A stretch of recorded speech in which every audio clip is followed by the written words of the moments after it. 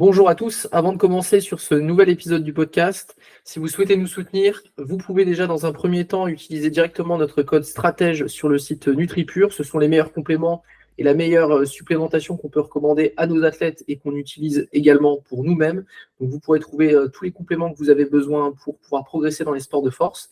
Et évidemment, si vous souhaitez pouvoir soutenir ce podcast, vous pouvez tout à fait mettre un like, laisser un commentaire ou vous abonner directement. Ça nous aidera énormément et ça nous permettra de continuer à produire ce type de contenu. Pour cet épisode du podcast, vous nous l'avez demandé, c'est quelque chose qu'on fait un peu plus rarement, mais on va vous parler un petit peu de Strange Strategy, on va vous parler de nos actus, il y a eu des compétitions, on a eu différentes petites actus sur lesquelles on voulait revenir, et donc ça va être l'occasion avec cet épisode de vous parler de nos pratiques sportives respectives, mais également des compétitions auxquelles on a pu assister, auxquelles on a pu participer.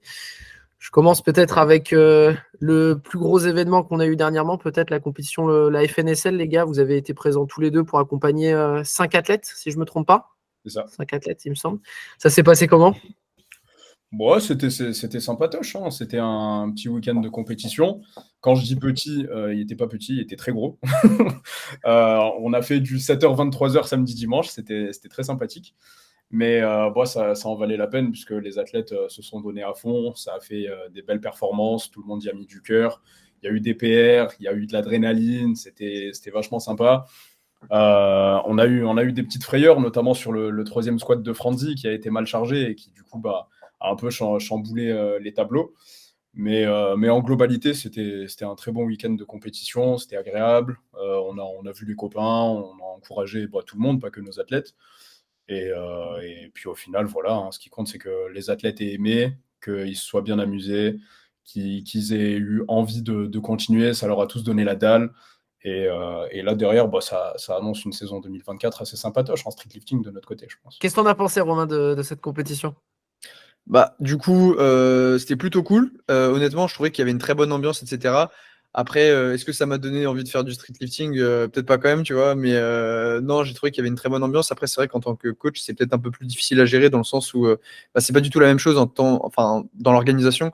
Il y a un peu plus de flou dans le sens où, par exemple, il n'y a pas de timing pour changer les openers, pour changer les barres, etc. Il y a des trucs sur lesquels c'est moins réglementé. Du coup, il faut être un peu plus alerte. Mais ça reste des sports qui se ressemblent beaucoup et ça reste sympa à coacher, quoi. L'émotion est la même. Ok, en termes d'ambiance, t'as trouvé qu'il y avait la même ambiance qu'en FA ? Est-ce que c'était un peu plus chill, un peu plus... Enfin, qu'est-ce qui change pour ceux qui ne connaissent pas ? Alors, j'ai trouvé que c'était un peu plus. Je pense que la communauté streetlifting est peut-être un peu moins nombreuse que celle de la FA, donc ça fait très famille en fait. Tout le monde se connaît, les gens se croisent. Tu vois, c'était à la Courneuve et en fait, quasiment. Enfin, il y a beaucoup d'athlètes qui s'entraînent dans cette salle-là déjà, donc ils se connaissent déjà un peu tous, etc. Alors qu'en FA, c'est vrai qu'on est, je pense, un peu plus répartis dans les quatre coins de la France et du coup, il y a un peu cet aspect où tu sais, on se découvre sur le plateau, tu vois, alors qu'en street, les gens se connaissent plus facilement, quoi. Ok. Donc c'était quand même un bon événement. Puis voilà, il y a eu de la bonne performance aussi du côté de nos athlètes. Donc c'est vrai que c'était bien à la fois, je dirais, d'une part pour aller montrer aussi ce que c'est que coacher en street, parce que l'air de rien, c'est un sport qui se professionnalise aussi, j'ai l'impression.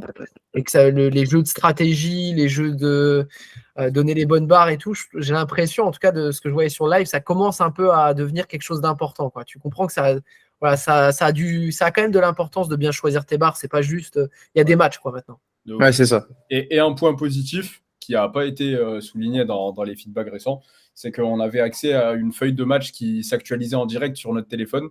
Ah ouais, c'était bien ça. Donc ça, c'était pas mal pour le coup. C'était tout simple, mais on n'y a jamais pensé.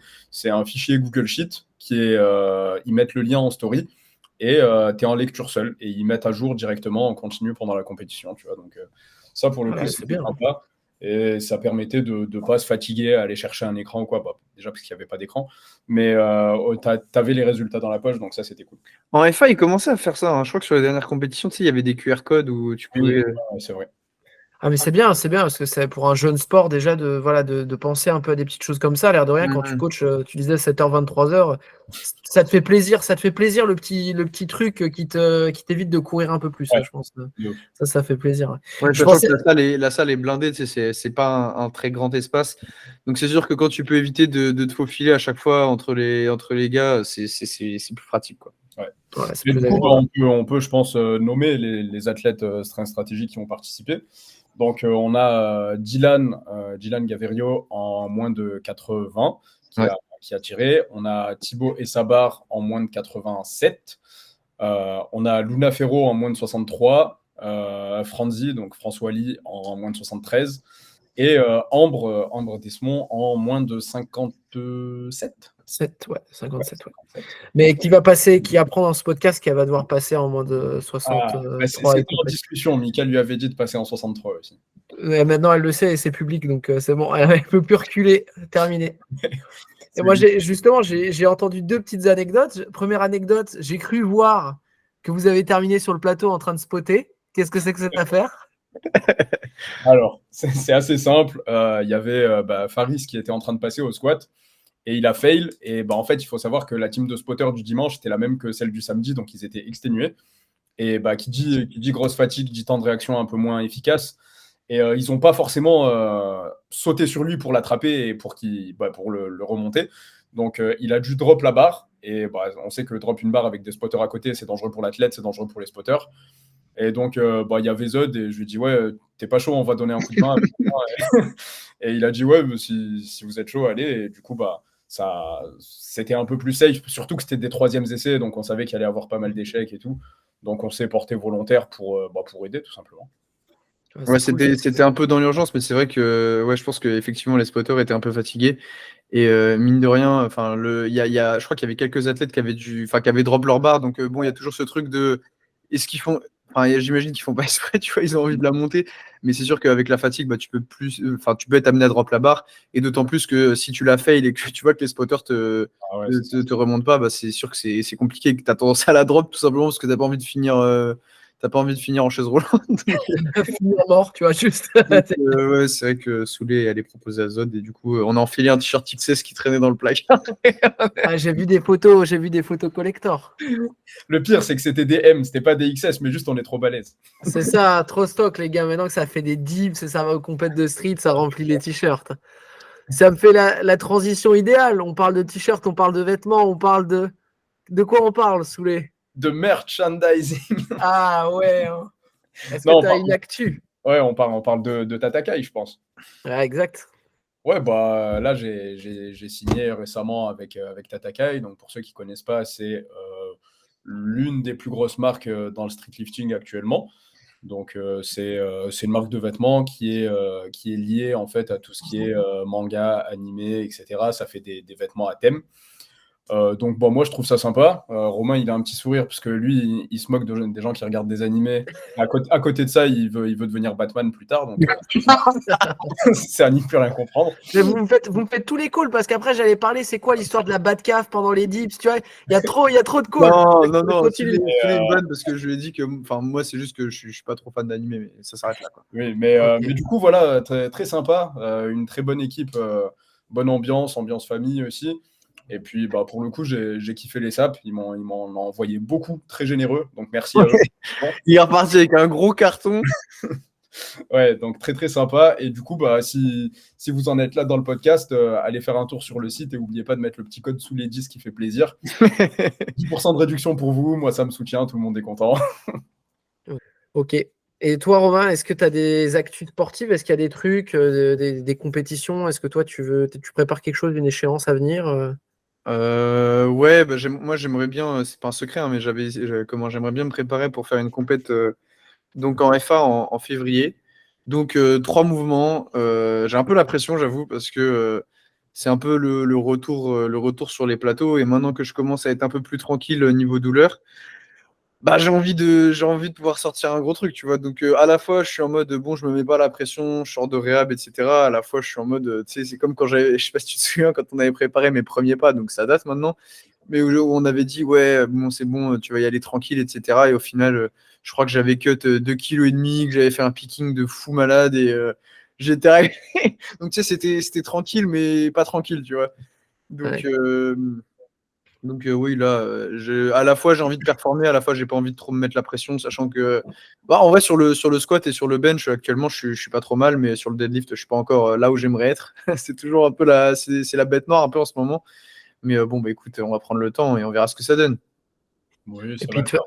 de toute façon, tu braces plus maintenant, donc c'est bon, plus de ceinture, plus rien. Ouais, c'est Qu'est-ce que ça. c'est que ça, il faut clarifier cette histoire de bracing là, parce que j'ai vu des stories où ça dit qu'il faut pas porter de belt. Explique-toi là-dessus. Alors. T'es En fait, attendu, c'est le ton truc, c'est moment. que j'ai repartagé la story du coup de Nick Menders, où en gros, il fait un post un peu long où il parle pendant 6 minutes globalement. Je suis pas sûr que tout le monde l'ait regardé, ni même que tout le monde ait compris, parce que je sais que les gens parlent pas super bien anglais en général.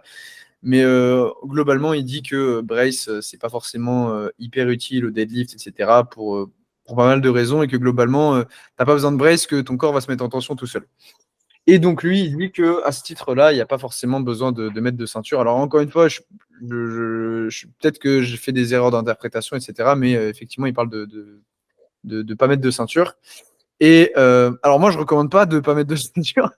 Je pense tout simplement que effectivement, le fait de pas brace, ça peut aider certains profils sur le deadlift à partir du moment où on ne défixe pas, parce que ça, c'est important. Je veux pas que les gens ils se disent, ok, c'est bon, il n'y a plus besoin de brace, donc on peut faire des deadlifts canne à pêche immondes. Non, c'est pas le but. Euh, et à ce titre-là, en fait, je pense que la ceinture, elle peut quand même avoir un rôle. Parce qu'en fait, lui, les exemples, enfin, il disait que globalement, si on n'avait pas besoin de brace, la ceinture n'avait pas forcément d'utilité. Et ce qui est compréhensible parce que c'est le premier but de la ceinture. Et en fait, il donnait des exemples d'athlètes qui tiraient le dos, enfin, tu vois, dans une position relativement verticale en sumo et sans ceinture, et qui étaient particulièrement à l'aise. Donc, notamment lui, Lucky Lift, là, je sais plus comment il s'appelle, et Yuri Belkin. Et en gros, moi, je pense que pour des athlètes qui sont peut-être un peu plus penchés, etc., ça peut quand même être utile dans le sens où il y a quand même un certain degré de flexion. Et tu vois, moi, à titre personnel, ça m'aide un peu plus à me set up, tu vois, à contrôler ma flexion. Donc, évidemment, de base, c'est pas c'est pas le rôle d'une ceinture, tu vois, t'es pas censé être là pour faire ça, mais en tout cas, moi, ça m'aide à me placer. Donc, même si je suis pas sûr d'être bien meilleur avec une ceinture ou sans, je sais pas, j'ai pas fait des tests concrets récents. Je vais quand même garder la ceinture tout simplement pour réussir à me set up un peu mieux. Oui. Voilà. Après, si je peux juste rajouter mon petit grain de sel là-dedans, actuellement, mon PR est beltless. J'ai tiré 3,15 à la compétition avec ceinture, mais avant ça, ma meilleure barre, c'était 3,20 à l'entraînement. Et 3,20, je l'ai passé sans ceinture. Et à un moment, j'ai tenté un petit peu plus tard dans la préparation de la repasser avec ceinture. Et déjà, c'était pas plus facile. Et je l'ai mal lock. donc ouais, pour l'instant, je fais partie de ces gens-là qui sont meilleurs sans ceinture. Et je pense aussi que, en fait, il y a beaucoup de gens qui ont l'impression que c'est un truc de fou, mais que tu vois, il y a quand même une grosse part d'empirisme forcément dans la technique, parce que chacun a un peu sa manière de lift. Et je me souviens, j'en parlais avec Souley Rico ce week-end là, où je disais, en fait, je pense que la plupart des gros deadlifters, je pense qu'ils brace pas et juste ils s'en rendent pas compte en fait. Tu sais, ils ont tellement assimilé le truc qu'ils se disent, enfin, tu sais, ils le font pas, mais sans forcément le conscientiser en fait, surtout ça. Ouais, je sais plus, il y a un athlète qui m'a envoyé un message, un de mes athlètes qui m'a dit ouais, j'ai vu la story de Romain, j'ai Je le testé. pose dans la merde. Non, justement, il m'avait dit en fait ce que j'ai remarqué et on en a discuté ensemble, c'est qu'il y a beaucoup, je pense que c'est la difficulté, je pense, c'est que ça a été compris en mode il faut pas se rigidifier quand tu dis il faut pas brace, mais c'est cette idée de tu vois, faut pas chercher à gonfler ton ventre de la même manière que sur un squat, tu vois, parce que quand tu es sur un Ouais, squat, c'est ça. tu es debout, donc c'est ultra simple entre guillemets de créer de l'expansion. Mais si tu es sur un soulevé de terre, en fait, et quelque chose qui m'a fait un peu rire, c'est qu'il y en a plein qui ont dit ouais, c'est de la connerie et compagnie, et ils vont chercher des belts plus petites et compagnie. Donc c'est quand même que tu vois, la belt trop imposante, elle vient de gêner aussi. Donc je pense qu'il y a un truc pas mal et je trouvais ça pas mal de mettre un peu de nuance parce que c'est vrai que le bracing, ouais, ça veut dire tout et pas grand chose pour certains. Ouais, en fait, le problème, c'est que j'ai l'impression que. Enfin, moi, souvent, j'essaie de faire un peu gaffe, tu vois, surtout sur des sujets comme ça. Je vais pas dire, en fait, quand je dis ne pas brace, c'est vraiment purement ne pas faire l'action de brace. Après, évidemment, on sait que le but en force athlétique, c'est d'être stable, etc. Donc, évidemment qu'il faut pas tirer en étant un chamallow, tu vois, c'est sûr. Ah bien sûr, mais ouais, je suis d'accord. Non, mais c'était pas mal parce que je trouve qu'il y a de plus en plus des posts comme ça où on vient un peu, tu vois, on vient un peu mettre de la nuance dans le spectre, tu vois. C'est comme la rétraction au bench, c'est comme par exemple le fait de pousser les genoux avec au squat, tu vois. C'est toujours un peu, il y a des histoires de doses et il faut tester et c'est à ça que sert un coach aussi. Et c'est pour ça que je pense que c'est important d'avoir un œil extérieur aussi qui peut te dire parfois est-ce que tu as testé ça, est-ce que tu as testé un peu différemment. Et c'est comme ça que souvent tu découvres les trucs. Hein. C'est un peu parce par hasard. parce que là, en plus, le post qu'il a fait était comment je pourrais dire, je voulais le dire sans le dire vulgairement, mais le post était assez couillu, mais l'idée, c'est que, enfin, il va quand même à contre-courant de tout ce que tu entends depuis je sais pas combien de temps. Et moi, je me suis dit, putain, c'est vrai que c'est vachement. Enfin, tu vois, c'est bizarre d'arriver comme ça. Je me dis, le gars, il peut pas être un minimum. Enfin, il est obligé d'être un minimum sûr de lui. Donc, je pense qu'il a dû faire des tests, etc. Et en fait, c'est pour ça que moi, tout simplement, je me suis dit, bah écoute, je vais tester de mon côté, je vais me faire mon avis. C'est pas parce que, par exemple, moi, je me sens mieux sans le faire que tout le monde va se sentir mieux sans le faire. C'est comme tout. Mais bah écoute, ouais, ça avait plutôt pas trop mal marché. Donc, c'est pour ça que je me suis permis de rajouter ma petite story, quoi. De partager ça. Maintenant, j'enchaîne plus avec une actu un peu stratégique, mais ce week-end, on a une grosse compétition pour beaucoup d'athlètes, le Silent Worker Meet Winter Edition, sur lequel on va avoir je pense de bons matchs, de bonnes performances. Vous avez des athlètes qui participent ce week-end?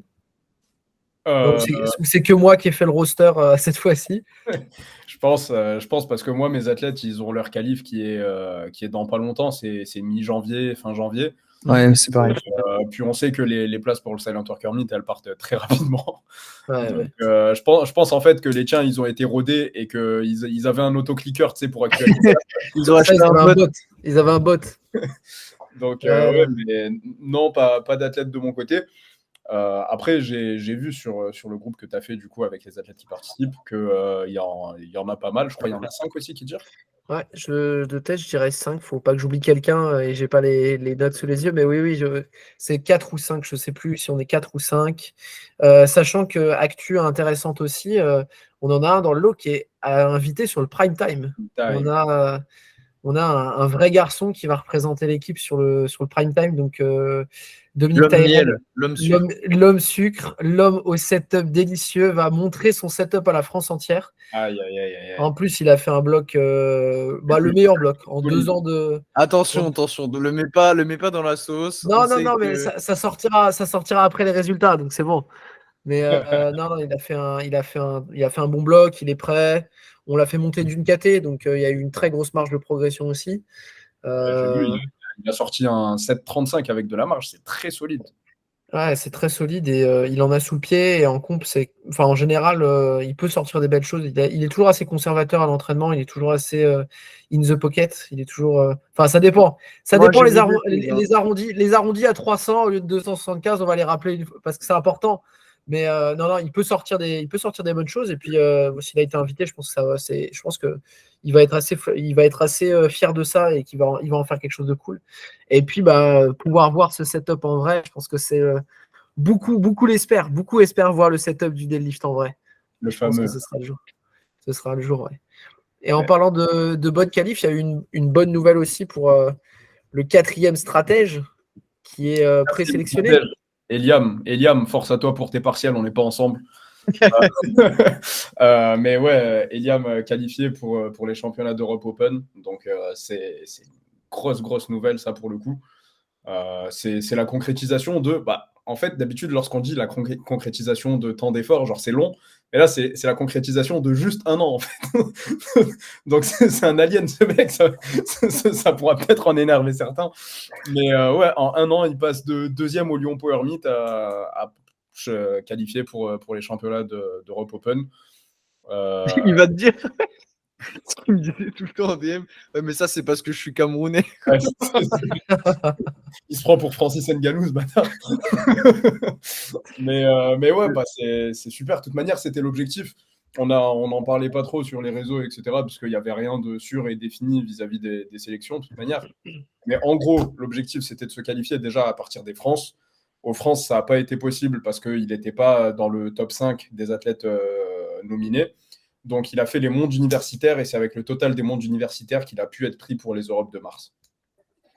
Parce que là, ça fait 1 an que tu le coaches. Il a pris combien de kilos au total là C'était lui qui avait fait le PR, je crois. Il avait fait quoi Ça va peut-être 130, un truc comme ça.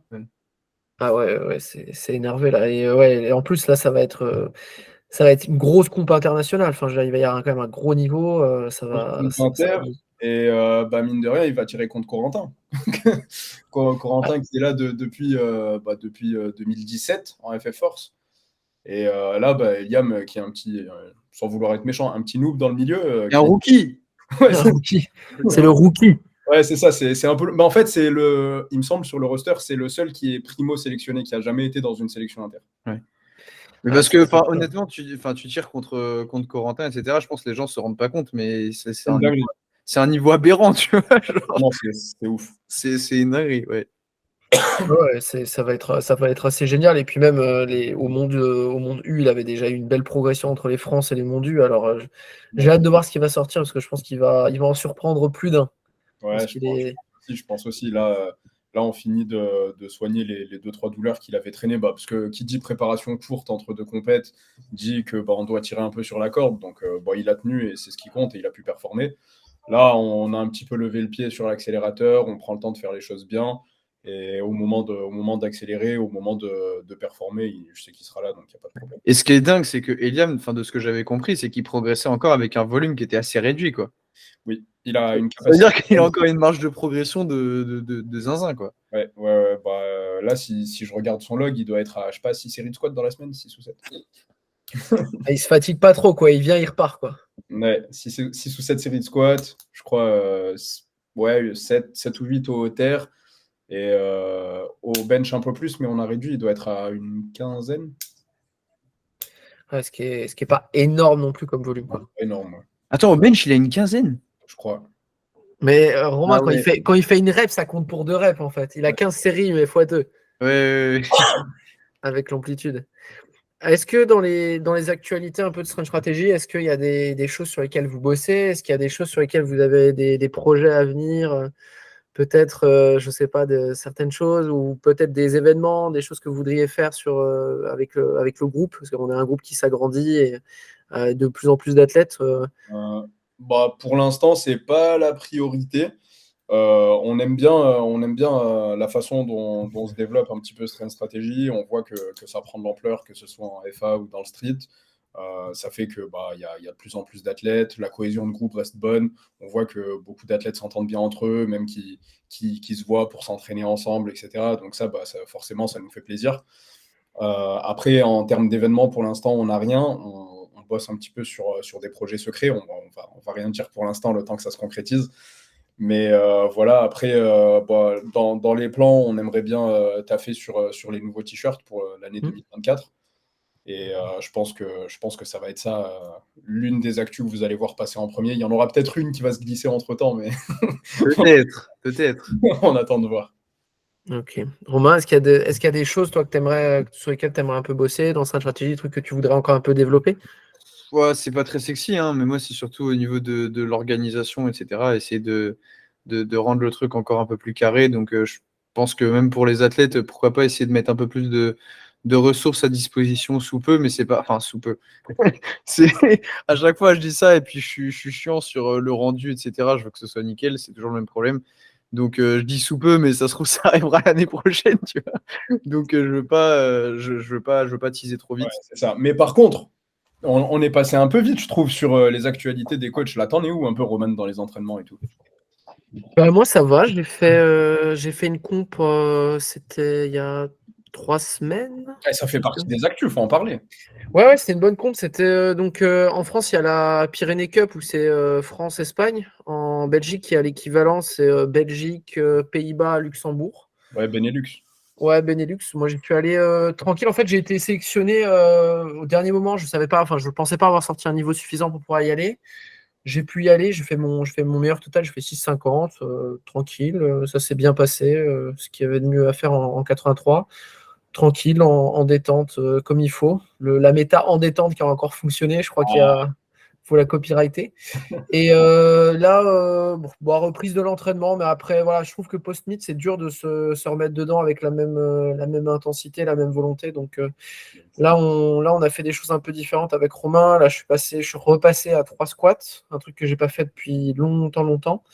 ce qui est plutôt cool. J'ai un peu, enfin voilà, post-meet, là, j'ai un peu plus de diversité de mouvements. J'ai des petits trucs qu'on n'a jamais testés. En parlant de deadlift, là, je teste un peu de dead beltless là, sur un jour un peu secondaire, donc c'est plutôt pas mal. Et puis voilà, reprise tranquille. On va essayer de faire monter ça tranquille. Et puis, À la sortie des comptes, il y a toujours le côté body, tu sais, bien sûr, un peu. bien sûr, il Donc, faut faire les curls. Il faut mettre le protège-dents et faire les curls. Attends, si tu fais pas ça, est-ce que tu as vraiment fait une comp? attends, parce que Non, tu parles de protège-dents avec les curls, mais moi j'ai vu pire que ça, hein. les Moi sangles. j'ai vu les sangles. Je me demande s'il n'y avait pas des bandes poignées aussi. Il peut y avoir des bandes Avec la poignées. ceinture, je me suis dit, mais en fait, pourquoi est-ce que Roman il est équipé comme un Power Rangers pour faire son curl marteau? Ah bah, justement, en parlant de Power Rangers, nouvelle strat, nouvelle astuce, le leg extension avec les sangles. Ça, c'est Ah, vraiment mais excellent. oui. Tu Non, te mais oui. sangles et je vois même plus loin. J'ai vu Joko qui faisait avec un harnais pour rester accroché au siège. Ouais. Mais en fait, ça vient de, je sais pas si tu vois qui c'est, Ben Yens. Oui, oui, oui, oui, oui, je Il vois. parle de rajouter des angles. Suleiman, ça le fait marrer. Je me souviens que même. Je crois que c'est à Rico que j'en ai parlé sur ce lesté. Ouais. Alors, ça, je me souviens, pareil, il s'est foutu de ma gueule. Il savait pas si je déconnais. En gros, tu sais, je parlais de se lester pour genre faire des extensions de triceps à la poulie Ouais, ou des ouais. trucs comme ça.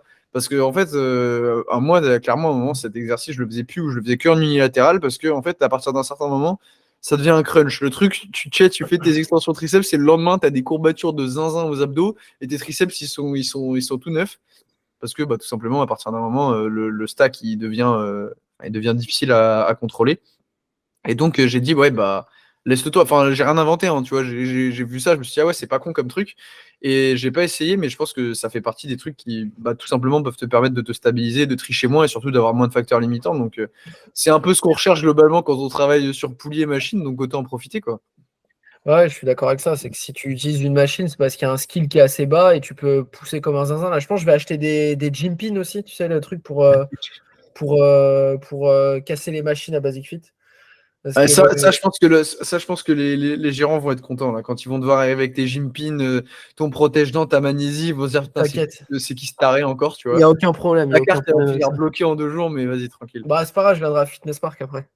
Je migrerai. En parlant d'actu aussi, j'ai coaché le week-end dernier à une compétition donc à Nantes. Ouais, On a eu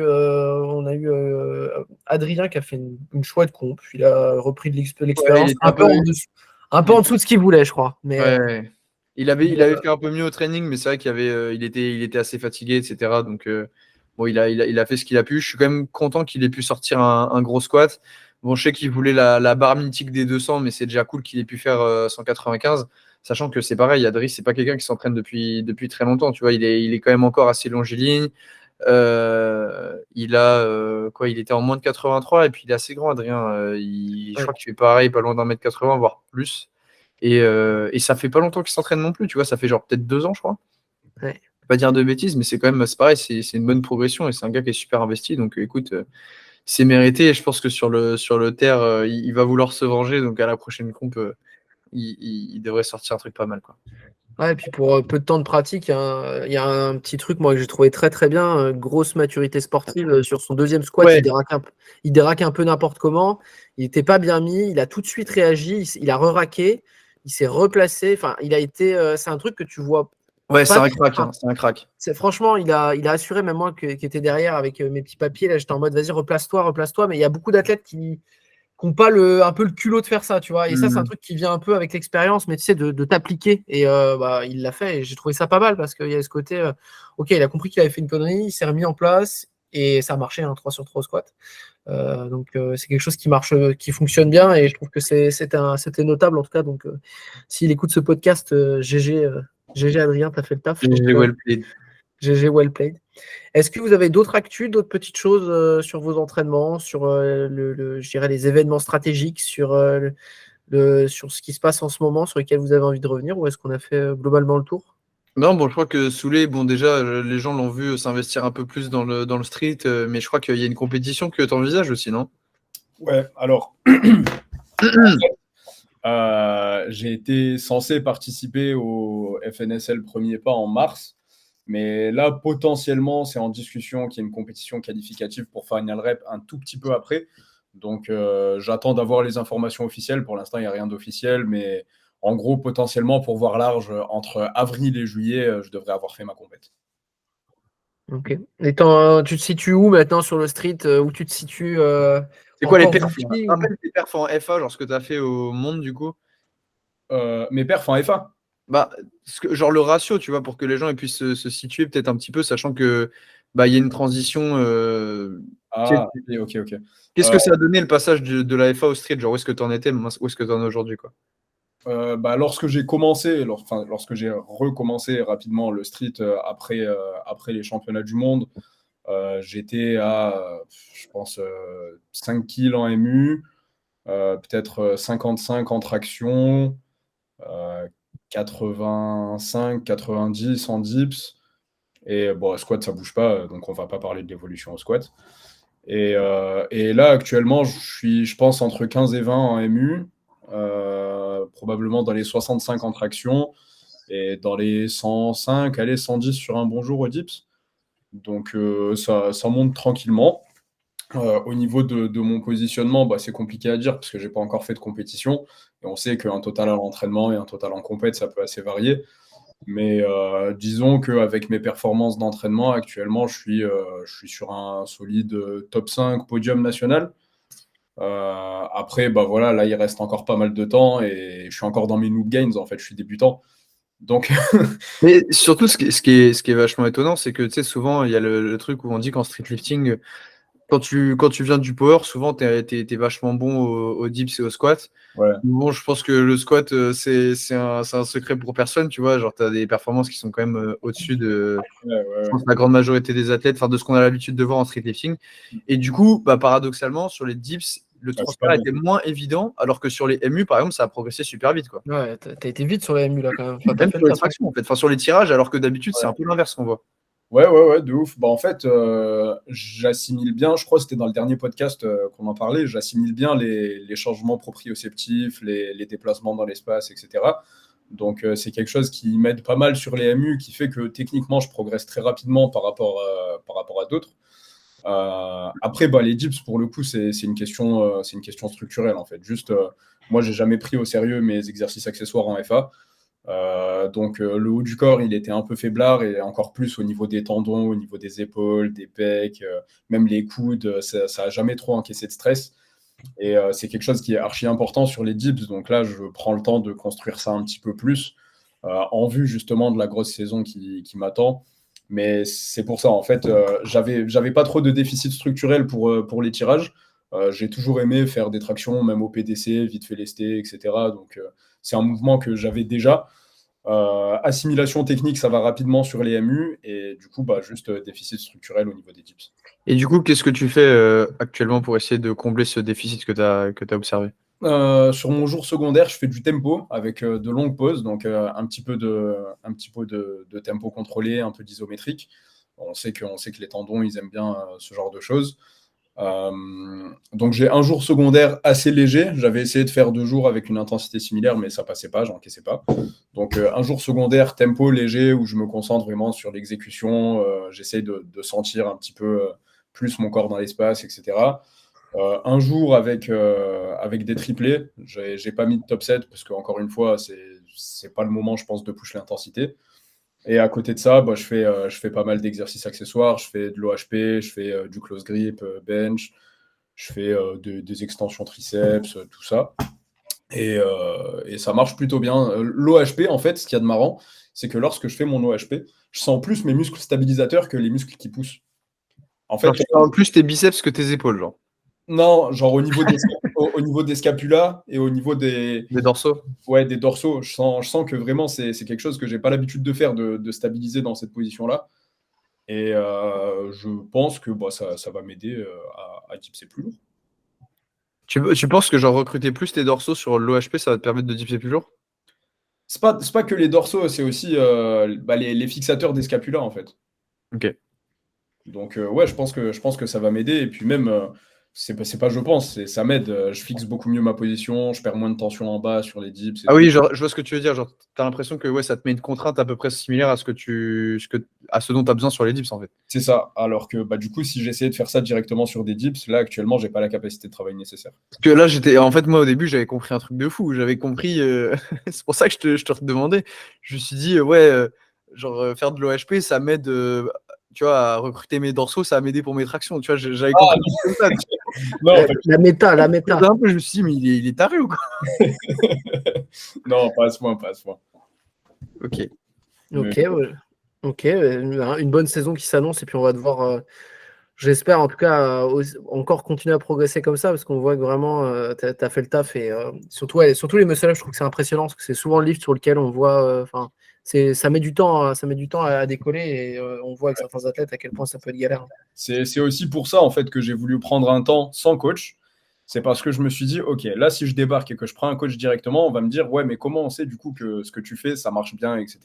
Là, j'ai voulu prouver par A plus B que ce qu'on fait avec les athlètes, ça marche aussi sur nous. Je suis un power qui a des grosses jambes et j'arrive à progresser en muscle-up, j'arrive à progresser en tirage, c'est pas un problème, c'est facile.